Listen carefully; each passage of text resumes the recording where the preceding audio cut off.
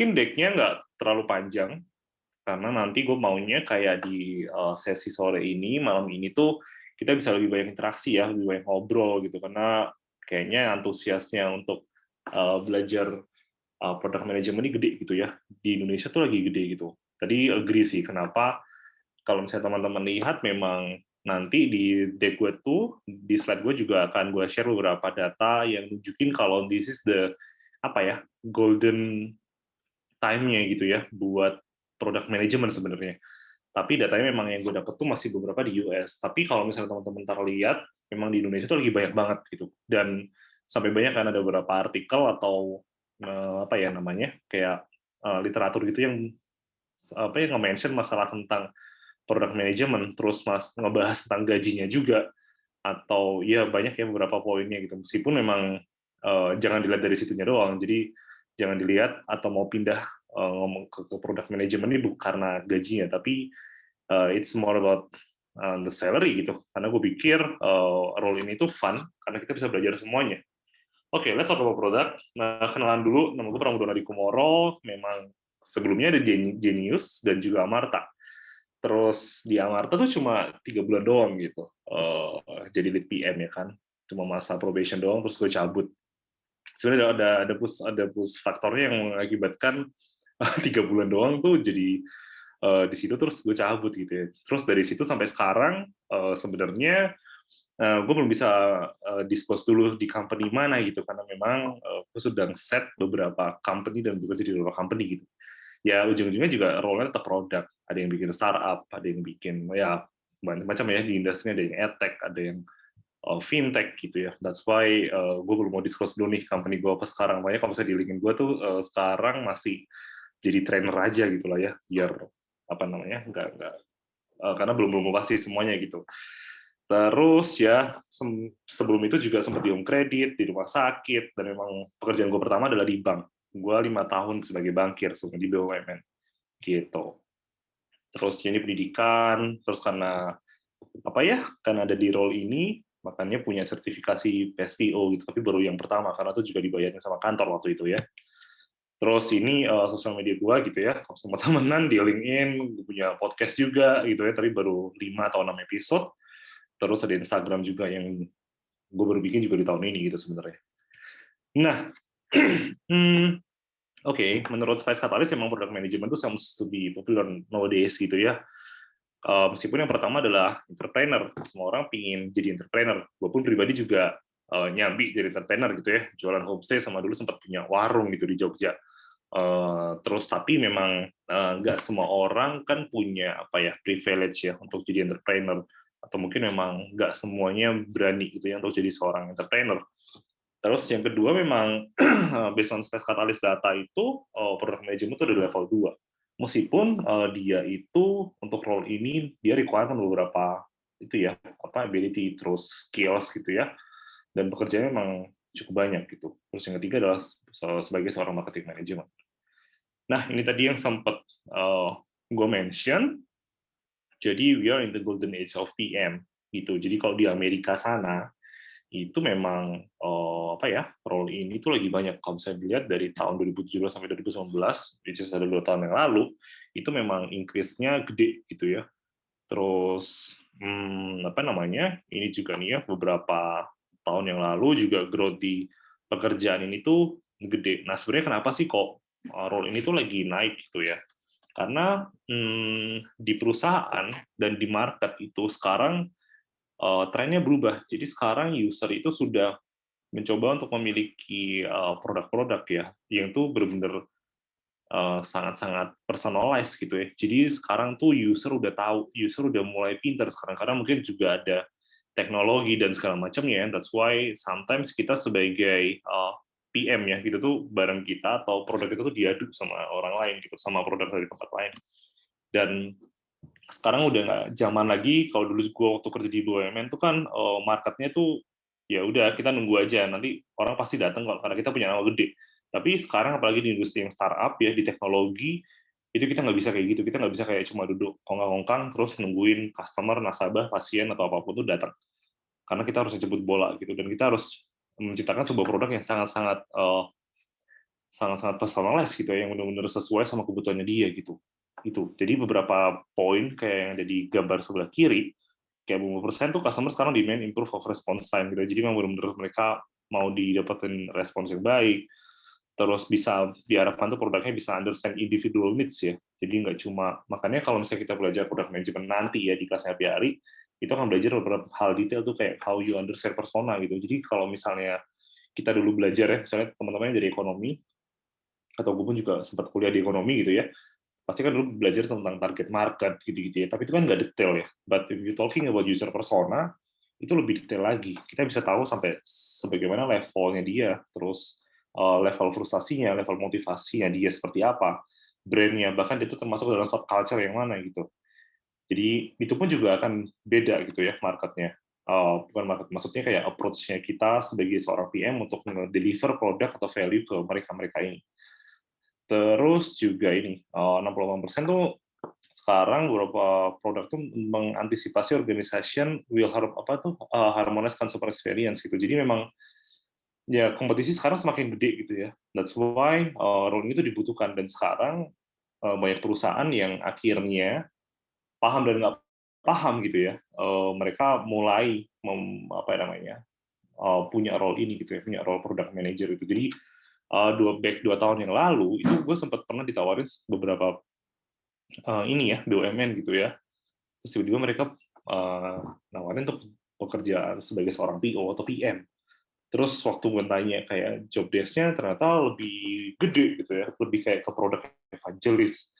Bahkan diharapin bisa merubah si perusahaan tersebut untuk berubah ke arah digitalisasi. Yuh, gede banget skopnya gitu kan.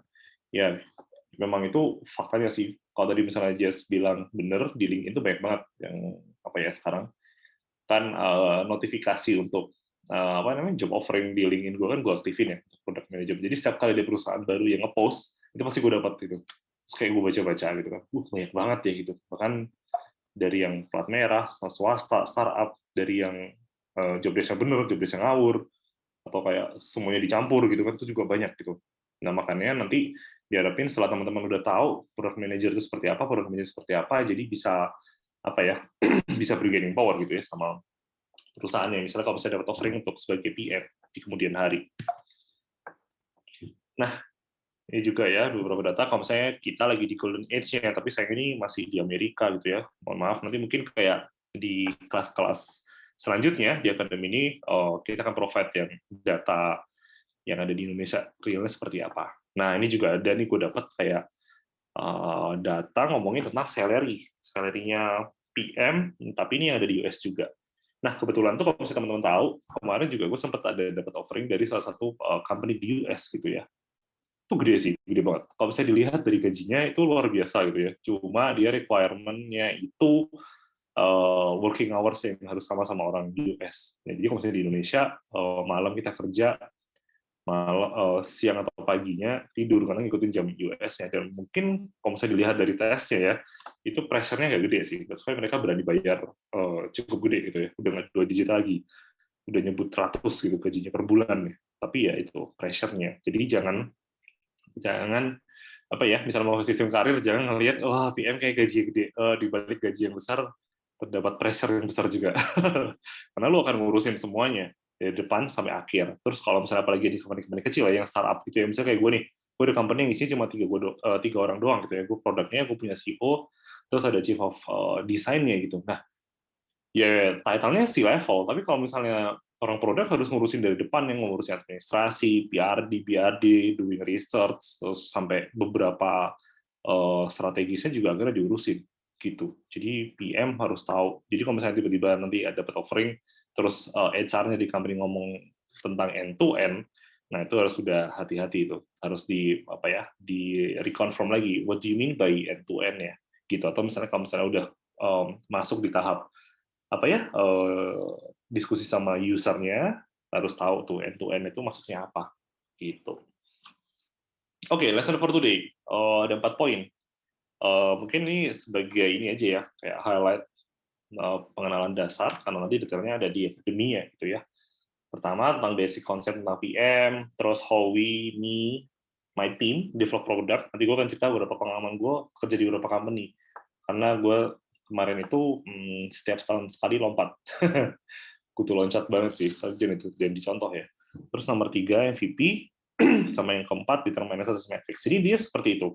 PM harus tahu cara nge-develop produknya gimana, slicing-nya gimana, sama jangan lupa ngukur sukses matriksnya. Jangan sampai jadi PM atau jadi PO nggak ngerti cara make sure atau nge-sure mengakses gitu ya produk lo tuh sebenarnya gagal atau enggak gitu. Karena kebanyakan tuh di pasaran dan beberapa bukan di pasaran ya, maksudnya kayak di pekerjaan, dan gue sempat juga ada di company yang dimana head of product gue tuh nggak mentingin sukses matrix. Jadi kalau misalnya tiba-tiba kok dirasa fitur ini yang udah kita buat nggak bagus ya, terus dia tidak akan mencoba untuk solve, tapi akan ditimpa dengan fitur lainnya.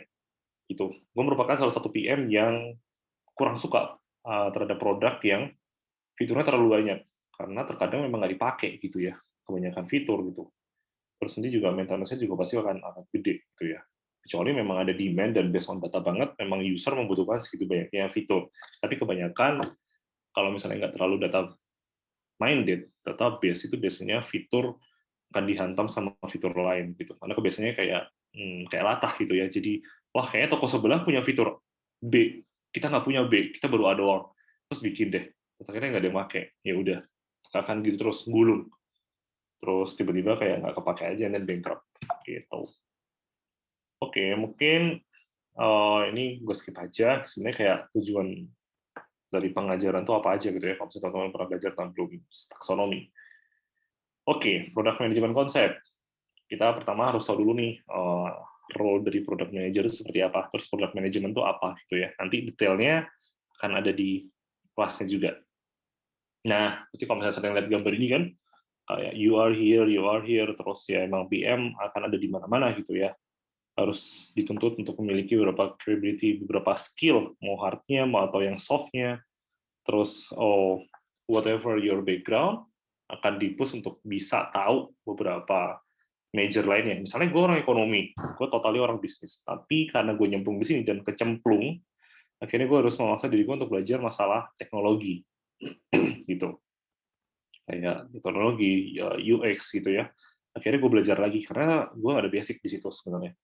Jadi harus ada effort lebih untuk tahu ini tuh ngobrolnya tentang apa gitu ya. Karena nggak lucu kalau misalnya teman-teman jadi PM terus nggak tahu tentang teknis gitu ya. At least di saat kalian mau ngobrol sama developernya, sama tim tech-nya tahu gitu sebenarnya mereka lagi ngomongin apa. Berikut juga sama masalah UX-nya gitu, sama masalah desain gitu. Dan di company biasanya PM itu ada di tengah-tengah. Jadi customer, stakeholder lainnya, si level itu kan nanyain segala sesuatunya terkait sama produk itu ke kalian gitu. Jadi jangan sampai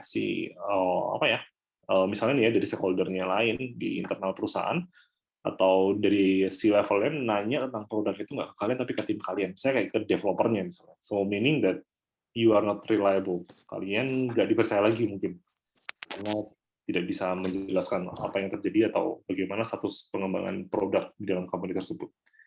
Gitu. Pressure ya. Terus harus tahu dulu sebenarnya produk itu apa, gitu kan? Definisi produk. Misalnya ada sebuah mobile aplikasi di dalam perusahaan teman-teman itu nanti dianggap sebagai channel atau produk. Itu harus clear dulu. Jadi product definition itu harus sangat-sangat jelas gitu ya di dalam product management sendiri gitu. Karena kalau misalnya definisi dari produknya aja udah salah atau mungkin kita sama si level ada gap knowledge atau gap understanding gitu ya, itu bisa berbahaya ke depannya. Terus understand juga customer versus consumers.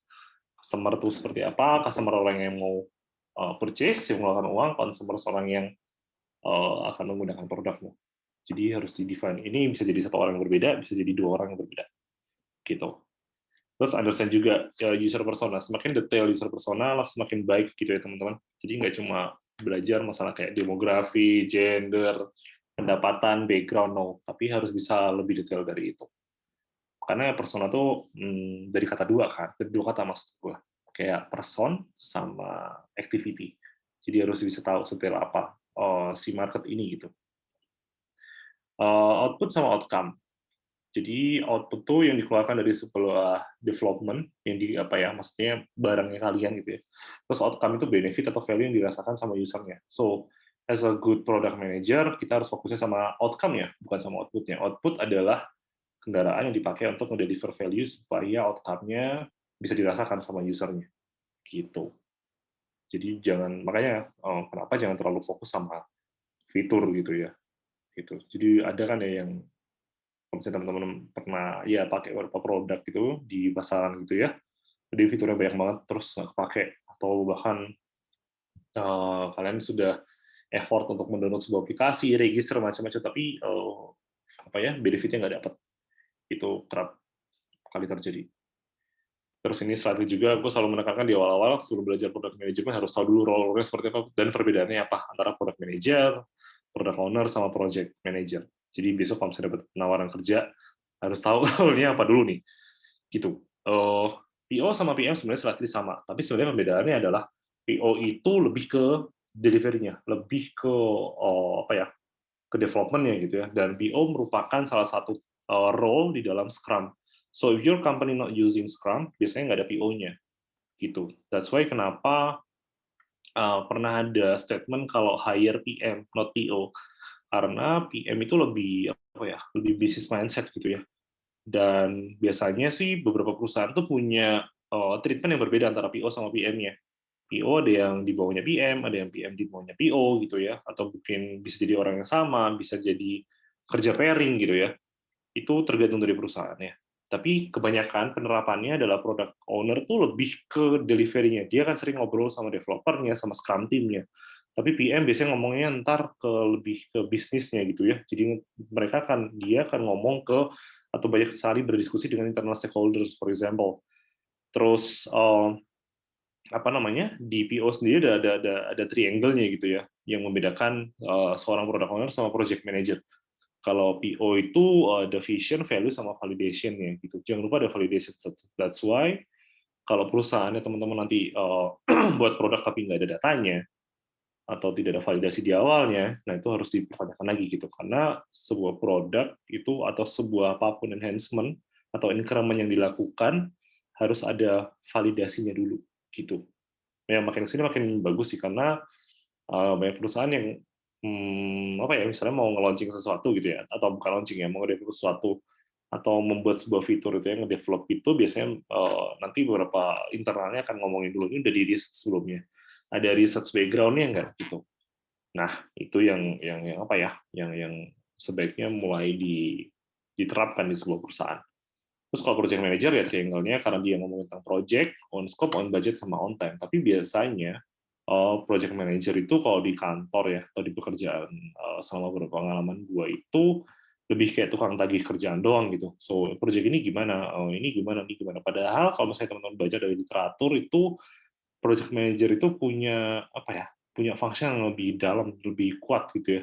Karena sebenarnya kalau misalnya ada kerjasama yang baik antara product owner atau slash PM dikombin sama project manager itu bisa ngomongin dan apa ya ngedevelop visi company-nya atau visi produknya itu bisa lebih gede.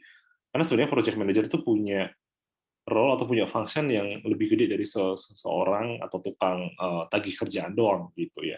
Dan lucunya kadang project manager itu digabungin sama role-nya Scrum Master itu. Itu juga aneh sih. Mungkin karena Scrum Master jadi bukannya mendeskripsikan role Scrum Master ya, cuma terkadang di beberapa perusahaan tuh Scrum Master tuh terlalu fokus cuma ngerjain apa ya daily Scrum activity, terus nggak ada kerjaan lain, terus akhirnya dia jadi project manager gitu. Padahal enggak kayak gitu. Gitu. Terus sekarang ada dua additional role juga ya, sebagai tambahan aja dia ada business analyst sama BI analyst. Ini lagi banyak juga gitu ya, karena terkadang role product sama project itu mereka nggak punya scope atau nggak punya bandwidth lagi untuk ngurusin data gitu ya. Biasanya akan disupport sama business analyst dan BI analyst gitu. Nanti itu bisa dibaca sendiri. Terus yang tadi ngomongin tentang product management harus bisa adding value. Adding value itu sesimpel ya ngomongnya sesimpel, tapi sebenarnya dalam pekerjaannya nggak simpel. Karena harus bisa ngedeliver sebuah produk atau enhancement yang pertama satisfying customer sama yang kedua adalah company-nya. Jadi memang terkadang di teori ngomong customer oriented, tapi if you are not atau if you are too customer oriented nanti bisnisnya nggak jalan, nggak ada duit gitu ya. Jadi customer itu intinya adalah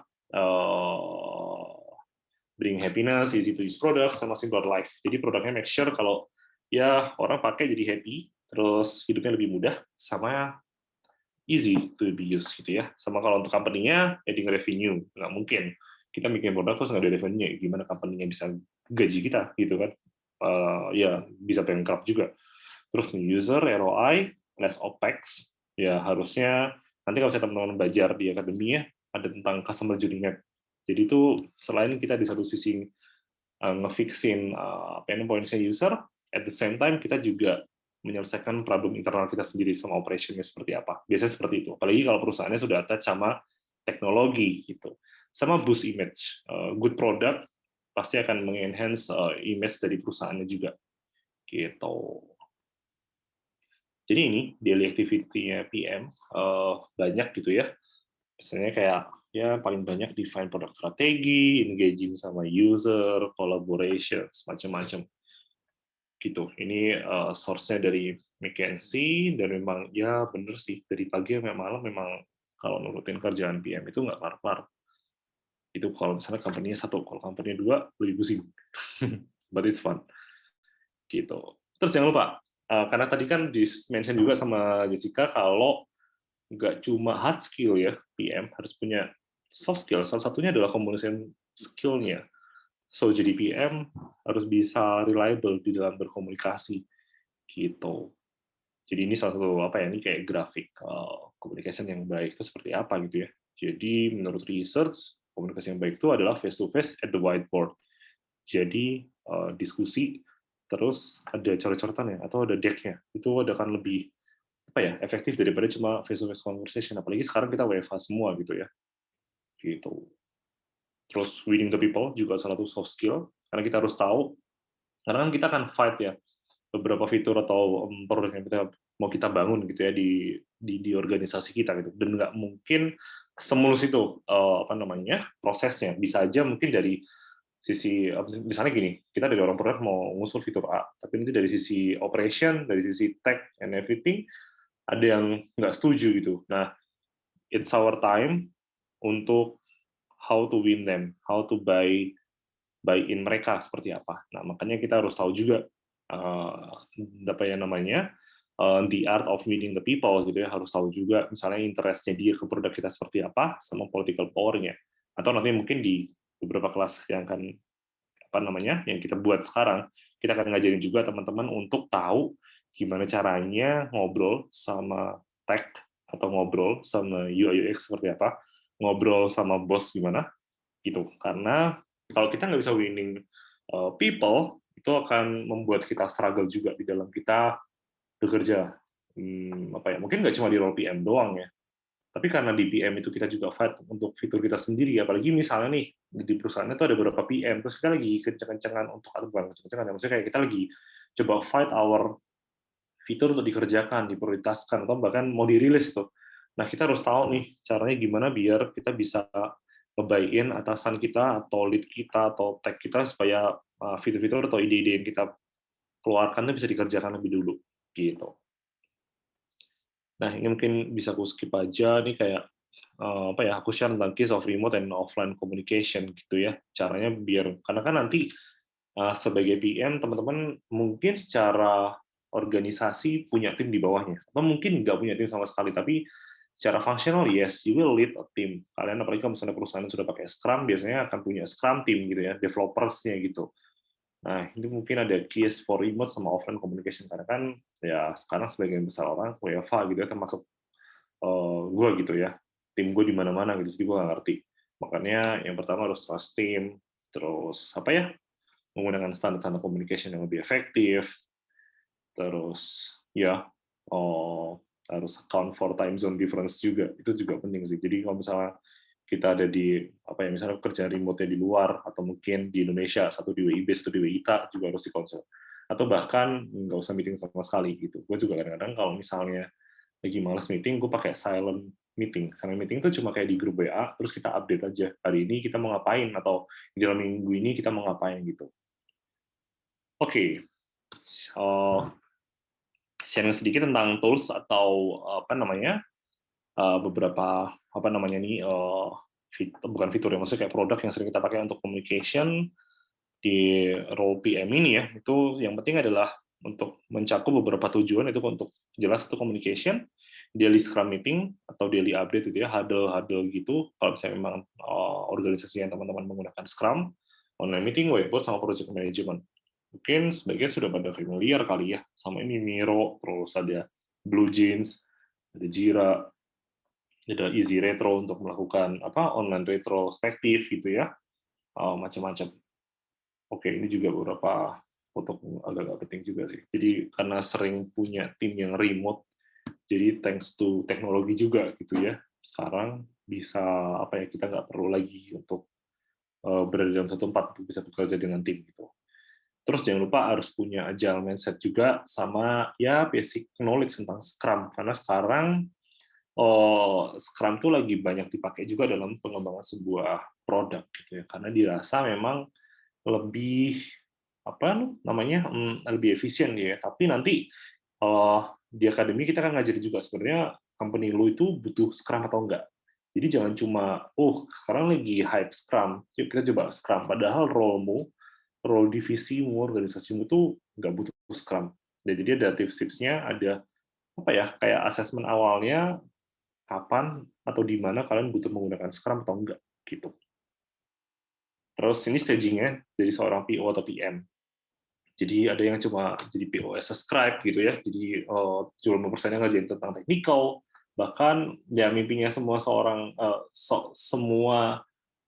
PM adalah dia menjadi mini CEO gitu ya. Banyak kan di literatur juga ngomong seperti itu ya, mini CEO, dan dia 70%-nya ngomongin strategi gitu ya, dia nggak akan ngurusin tentang technical lagi, administrasi and everything, tapi ini sebuah proses gitu ya. Gue juga pernah ada di proses ini, dan gue juga pernah ada di proses yang mini CEO ini gitu. Jadi memang ya nanti tergantung juga dari level understanding si perusahaan atau bagaimana mereka nge-treatment role ini sebenarnya gitu.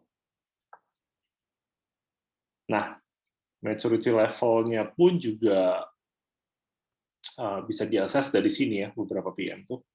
Jadi kayak customer experience-nya dia seperti apa, market orientation-nya, business acumen-nya, technical skills-nya, soft skills-nya dia seperti apa, sama enabler-nya saya seperti apa. Biasanya guidance ini yang gue pakai di saat gue tuh interview orang gitu ya. Jadi biar tahu misalnya level product management-nya dia itu ada di mana gitu kan.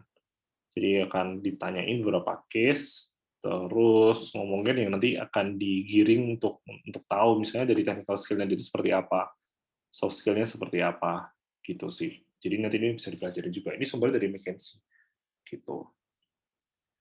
Nah, ini beberapa contoh juga ya, misalnya kayak mini CEO itu maksudnya seperti apa sih? Jadi memang ini itu adalah salah satu result juga dari McKinsey yang ngomongin tentang kayak mini CEO itu ini tipe-tipenya beberapa PM ya yang jadi Silicon Valley sana, atau mungkin ini pun juga sebenarnya ada di market-market Indonesia sih. Jadi ada seorang PM yang terlalu teknologis gitu ya. Jadi biasanya title-nya itu pakai IT gitu. Di mana ada IT PM, IT PO. Mungkin teman-teman kalau saya realize di mana di LinkedIn itu banyak yang sekarang lagi offering tentang IT teknologi IT PM atau IT PO gitu. Jadi memang lebih dititik beratkan sisi technical skill-nya gitu. Atau generalis. Generalis itu yang kayak ya bisnisnya tahu, teknisnya tahu gitu ya. So-so lah ya gitu. Nah, itu di jurnalis atau yang terlalu business oriented banget gitu. Awalnya mungkin gue tuh di posisi ini nih, business oriented, gue ngerti teknis gitu ya. Ngomongnya tentang duit mulu, tapi tentang cara approach-nya gimana dari sisi teknikalnya gue nggak ngerti. Tapi sekarang ya belajar lah ya, kalau nggak gitu ya nggak bisa juga gitu. Ngobrol sama CTO gue bakalan ribut atau bakalan ribet nanti sebenarnya orang ngomong apa. Jadi harus tahu juga. Jadi beberapa contohnya di mana si produk itu atau orang PM-nya itu ya ini termasuk tipe yang mana, termasuk archetype yang mana gitu ya. Dari teknologi itu mungkin kayak barangnya Amazon, terus generasi contohnya kayak Facebook, Airbnb sama LinkedIn. Terus yang business oriented itu yang seperti Salesforce sama Zynga gitu. Oke. Nah, ini mungkin beberapa buku yang ya gue udah baca semuanya nih, beberapa buku yang mungkin bisa dipelajarin kalau nanti udah kecemplung atau tertarik sama product management gitu ya. Yang must read at the first tuh bukunya Marty Cagan sebenarnya. Sebenarnya Dia tuh kayak bapak PM gitu ya. Dia cukup terkenal sih orang ini, Marty Kagan ini. Jadi dia ngeluarin buku Inspired sama Empowered. Baca dulu yang Inspired. Yang Inspired tuh jelasin semua role-nya kayak PM itu apa, CTO itu apa, product head itu seperti apa. Dijelasin semuanya di sini, itu keren sih. Terus ini tentang apa ya? Measure John Doerr tentang OKR gitu-gitu ya. Ya macam-macam lah di sini banyak. Jadi bisa dipelajarin tentang buku-buku yang menunjang ke PM-an gitu ya. Oke, cepat aja nih kayaknya. Chapter 2, baru chapter 2, gila. How we develop a product. Pertama prosesnya, understand dulu bisnis modelnya. Kenapa? Karena kalau misalnya nggak tahu, nanti misalnya nih, fokus company-nya di tahun pertama nih, misalnya teman-teman masuk ke startup nih, kita mau nambah user dulu, gitu kan. Nggak ngomongin profit. Terus nanti ternyata karena you don't know the business model, bagaimana cara company dapat duitnya, terus kamu bikin fitur atau produk yang salah gitu. Itu juga nggak baik gitu ya. Jadi bisnis model bisa pakai bisnis model Canvas untuk tahu detail-detailnya seperti apa. Terus kalau misalnya udah expert menggunakan bisnis model Canvas, baru pakai produk Canvas gitu ya. Jadi levelnya lebih kecil lagi scope-nya. Terus how to create a good roadmap. Ada outline-nya nih. Nanti detailnya ada di akademinya ya teman-teman. Jadi bikin roadmap itu pertama harus understand dulu product definition. Jadi kan document mention ya. Terus resource assessment juga perlu dibuat. Jadi gini, bikin roadmap nggak cuma konyong-konyong ngawang doang gitu ya. Oke, kayak misalnya waktu gue dulu kerja di Genius, gue bikin fitur namanya monitoring. Kalau misalnya teman-teman pakai Genius, ada tuh fitur yang buat nge-track income sama expense. Terus tiba-tiba gue kepikiran kayak, ngapain ya, di sini ini deh kayaknya bagusnya ini. Terus kayak ngawang gitu, cap-cip-cup gitu ya. Enggak, seperti itu roadmap. Karena roadmap itu harus ada resource assessment-nya. Kalau misalnya udah tahu resource assessment-nya, berarti nanti kita bisa tahu kapan kita bisa nge-develop dia. Kita punya ability untuk nge-develop produk ini dan nge-release produk ini tuh kapan dengan resource yang kita punya misalnya. Makanya di resource assessment itu biasanya gue pakai ballpark analisis kalau misalnya teman-teman tahu gitu ya. Bikin kayak estimasi sebenarnya kita kan butuhkan biaya dan waktu berapa banyak gitu ya. Terus prioritization sama timeline gitu. Jadi bikin roadmap nggak cuma terlalu ngawang gitu ya. Oh, kira-kira ini, terus kira-kira ini bisa di Q4, kayak ini bisa di Q2 tahun lalu, tahun depan gitu, enggak. Tapi nah outline-nya urutannya seperti ini, harus ada dasarnya dulu. Makanya nanti ada apa namanya, ada topik yang ngomongin tentang business oriented product roadmap gitu ya, atau yang terintegrasi business integrated product roadmap. Karena sebenarnya roadmap itu nggak sekedar cuma mapping doang ke depannya mau ngapain gitu ya, bukan cuma ngejual mimpi doang, tapi sebenarnya ada assessment yang jelas di balik itu. Kenapa ini dibikin, kenapa ini diparkir, misalnya akan rilis di certain time gitu ya, harus jelas. Gitu. Terus harus ada assessment-nya juga dari sisi business visibility, user desirability, sama tag-nya seperti apa. Jadi jangan lupa bikin roadmap harus di-assess dulu, nggak cuma apa ya ngawur doang. Jadi roadmap itu bukan backlog, bukan project management tracker, sama bukan list of feature. Banyak kan tuh kayak cuma list fitur gitu loh, kayak fitur di tahun ini satu doang, besok dua, besok tiga. No, it's more than that. Terus roadmap itu akan describe vision sama strategi, macam-macam nih ya, kayak providing guiding, dan roadmap itu nggak hukum mati gitu ya. Bukan sesuatu yang sudah nggak bisa dirubah lagi. Roadmap itu bergerak dan dia tuh semacam hidup gitu ya. Jadi kalau misalnya contohnya kemarin kita nggak ada pandemi gitu ya. Waktu gue masih kerja di Genius sebelum pandemi. Terus tiba-tiba ada pandemi.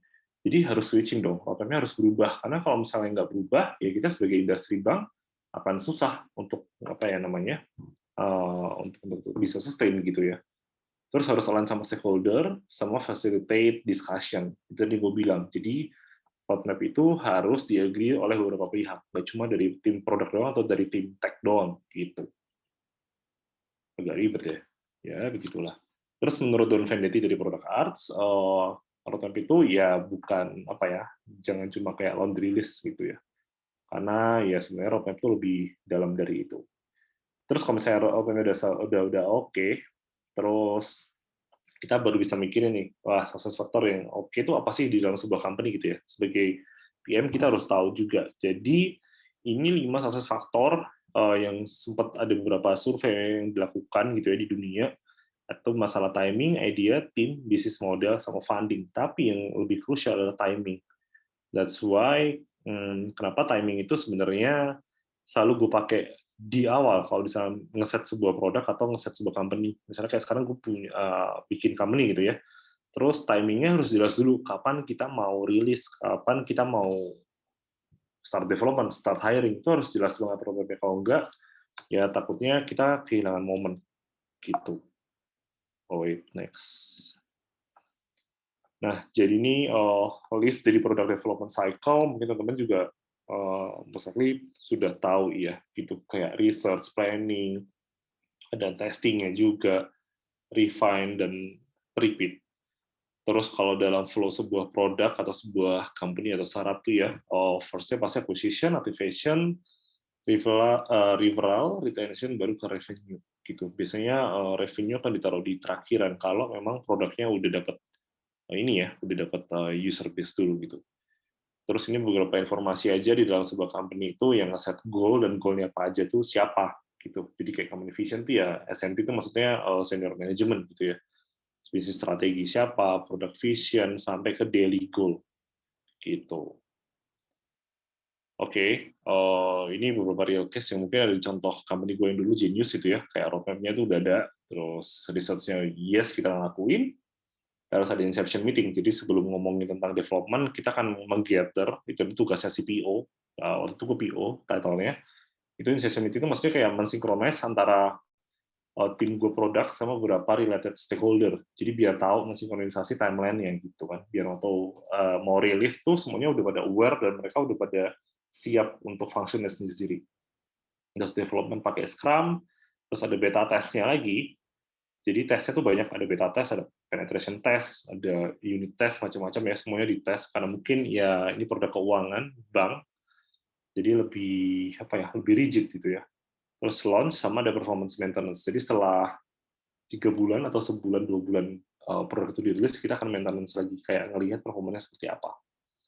Oke, allow me to share my product experience. Yang pertama, Rumah Sakit Hermina. Ini adalah role pertama gue jadi product manager. Ini setelah gue resign dari mana BNI, terus gue bergabung di salah satu startup gitu ya, di edtech juga yang warnanya ungu. Terus dia mengesain gue di salah satu rumah sakit, which is ini adalah kliennya dia waktu itu. Ya ini seru sih karena produknya baru, terus industrinya baru, dan semuanya baru. Jadi gue nggak ngerti sebenarnya apa yang gue kerjakan saat ini sebagai PM. Dan mungkin waktu itu belum banyak bootcamp atau sekolah PM ya, nggak kayak sekarang gitu kan, nggak kayak sekarang kita di ABRI juga mau bikin akademinya gitu ya. Kalau ada mungkin gue udah daftar gitu. Nah dulu gue nggak ada. Jadi mau nggak mau gue harus tanya sama semua orang yang gue tahu. Gue spamming, nanya, baca, lumayan baca, terus akhirnya bisa bikin produk Rumah Sakit Hermina gitu. Jadi kalau misalnya teman-teman ya amit-amit lah ya, misalnya mau ke rumah sakit Hermina, sekarang bisa set waktunya gitu. Gitu. Dan ini semuanya yang ngedesain UI UX-nya semuanya karena dulu kita nggak punya dedicated tim, jadi sini cuma gue doang PO. Terus ada 2 tim engineer yaitu adalah vendor gitu. Terus ini yang ngurusin UI UX-nya gue semua. Jadi gambaran gue. Dan sampai sekarang tadi sebelum mulai kelas ini, gue buka kan iseng, terus masih sama dong, nggak berubah gitu. Ya, it's a challenging. I mean, when you apalagi misalnya buat teman-teman yang pindah shifting karir, ya pasti akan ngalamin kayak gini dulu, kayak industrinya baru, terus semuanya baru dan harus belajar gitu. Terus setahun pindah ke Home Credit. Jadi, berarti tahu lah ya, kalau misalnya lagi, apalagi di Jakarta, misalnya lagi ke ITC, lihat-lihat handphone, pasti ada mbak-mbak yang pakai baju merah putih, bukan karena 17-an, tapi karena mereka lagi ngejualin utangan, utangan apa ya, ya fasilitas pembayaran gitu ya. Jadi mau beli handphone, duitnya kurang, bisa pakai kredit.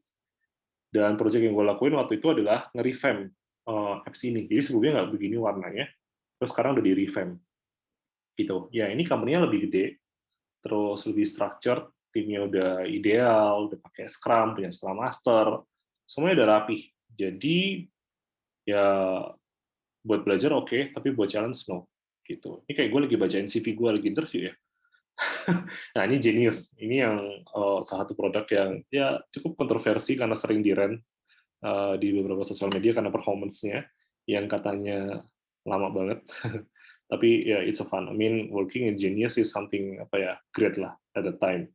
Gitu. It's a fun project, fully dedicated team, timnya lengkap banget ya kan. Udah kayak di buku-buku lah pokoknya tim gue tuh udah sesuai komposisinya, punya front end 3, back end 2, tester, QA gitu kan, QE, Scrum Master, UI UX, copywriter, semuanya lengkap, semuanya ada. gitu. Tapi sayangnya ya nggak 100% ownership karena inisiatifnya itu sudah top down gitu ya. Dan di balik Genius kan BTPN di baliknya adalah Sumitomo gitu. Dan ini adalah fitur yang gua handle, itu adalah si Monitory, sama yang kedua adalah Visible. Visible itu admin fee gitu ya. Jadi kalau misalnya teman-teman pakai Genius 10.000-nya kedidak setiap bulan, ya itu karena gue waktu itu. Ini juga menjadi perdebatan karena yaitu kita di satu sisi kita ingin jadi customer oriented banget ya, nggak ada fee, nggak ada apa, semuanya free. Tapi karena pandemi and everything, kita harus juga lihat dari sisi bisnisnya. Itu adalah dilema sebuah product management gitu ya, seorang PM di saat di satu sisi mereka ingin delightful usernya, tapi satu sisi harus pikir juga dari sisi bisnis seperti apa. Kalau nggak gitu nggak sustain company-nya gitu. Nah ini terakhir untuk yang di Amarta Fintech. Jadi ya sama aku punya dedicated team. Waktu itu gue ngelit Tribe namanya Amarta Plus. Jadi Amarta Plus ini adalah aplikasi mobile yang untuk sisi lendernya ya. Borrower, sorry, bukan lender. Lender kan misalnya teman-teman naruh uang di Amarta, then you will be called as a lender. Itu aplikasi yang kalian bisa download bebas. Tapi kalau ini Amarta Plus ini dia untuk dari sisi borrowernya. Jadi buat ibu-ibu di pedesaan yang menggunakan jasanya Amarta gitu ya, untuk pendanaan, untuk saving dan segala macamnya. Itu ada di sini. Dan gue ngelit Tribe ini waktu itu. Timnya udah oke, cuma karena ini ya gitu ya, usernya unik, jadi heavy on operation. Gitu, jadi masih banyak yang manual. Terus juga di tim gue juga masih baru untuk mengimplementasikan Scrum-nya gitu. Jadi it's another challenge juga sebenarnya. Oke. Chapter 3, poin yang harus di-understand juga dalam sebuah product management adalah minimum viable product. Jadi harus tahu nih masalah MVP itu apa gitu ya. Karena kan pasti sering banget ngomongin ya.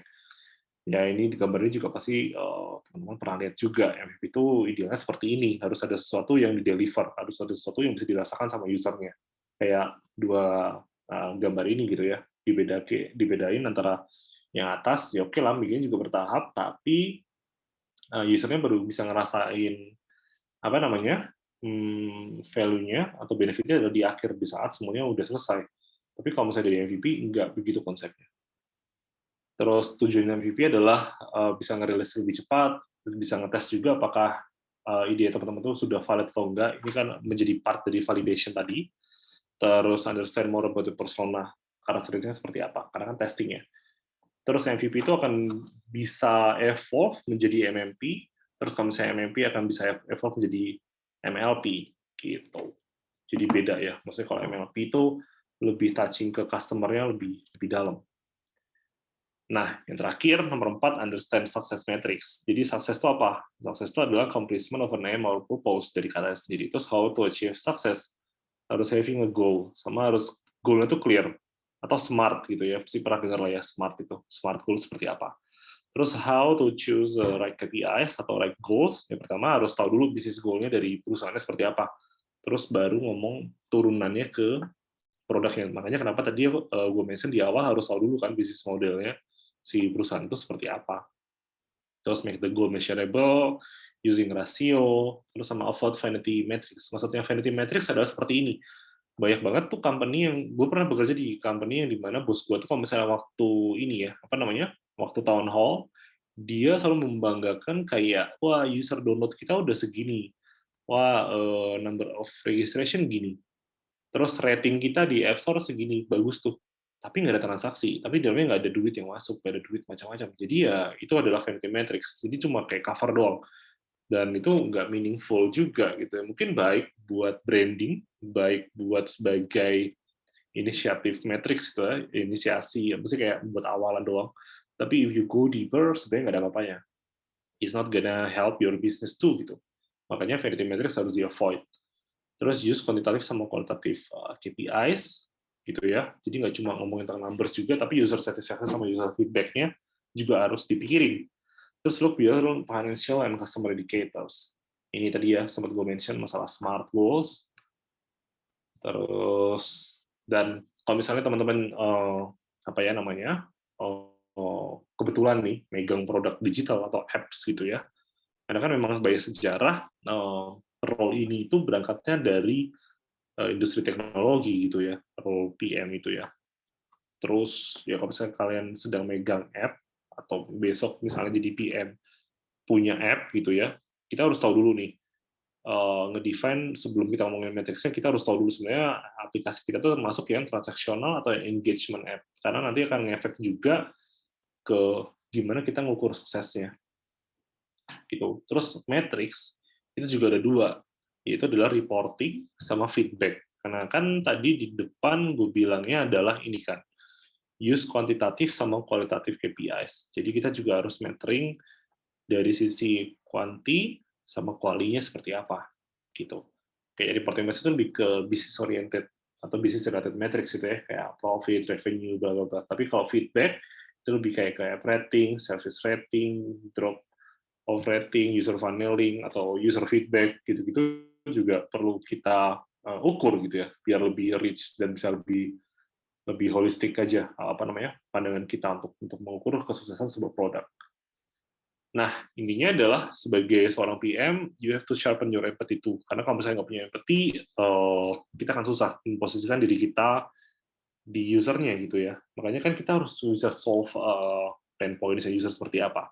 Terus understand personanya more gitu. Jadi jangan sampai sebagai seorang PM nggak pernah ngobrol atau nggak pernah research langsung ke usernya gitu. Tapi banyak sih kejadian kayak gitu. Jadi PM-nya terlalu tinggi atau jaraknya terlalu jauh sama usernya. Jadi dia nggak pernah tahu sebenarnya usernya itu ngalamin masalah apa. Oke, my punchline. Product creativity, it's a sexy role now. Masih seksi. Makanya mungkin di umur Bapak mungkin 3-4 tahun lagi, ya it's time for your generation untuk shifting ke role ini, kalau yang memang belum. Terus product management itu fun, ya di balik gaji yang gede, ya, tapi jangan ngomong tentang gaji doang ya. Ada pressure yang gede juga, tapi fun. Karena kenapa fun? Karena kalian bisa belajar banyak hal dari bisnis, teknis, desain, sampai ke people management, communication juga. Jadi dari sisi hard skill-nya naik, soft skill-nya juga of course ke support gitu ya. Terus you love your product and involve customer more. Jadi kalau misalnya jadi PM, ya kita nggak boleh hate our product. Ya oke lah, you will be hired ya untuk benerin produkmu kan. Dan ya itu harus disukain dulu produkmu gitu. Jadi jangan sampai kita menjelekkan produk kita sendiri gitu. Karena banyak teman-teman gue yang nggak suka sama produknya tapi dia tetap stay di company itu sebagai PM-nya. Terus involve customer more. Makanya research harus dilakuin dan kalian sebagai PM harus mau terjun ke market untuk bisa ngobrol atau bisa tahu sebenarnya pain point user itu seperti apa. Oke, I think that's all